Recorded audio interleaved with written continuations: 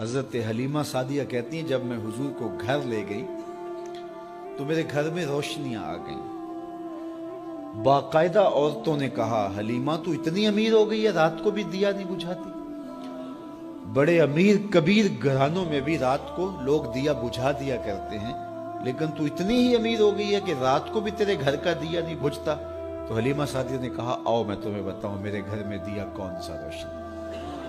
باقاعدہ ہم جولیوں کو بلایا، پالنے میں حضور تھے، اشارہ کر کے کہا ما کننا نحتاج الی السراج من یوم اخذناہ، جب سے یہ پیارا گھر آیا ہے میں نے سارے دیے توڑ دیے۔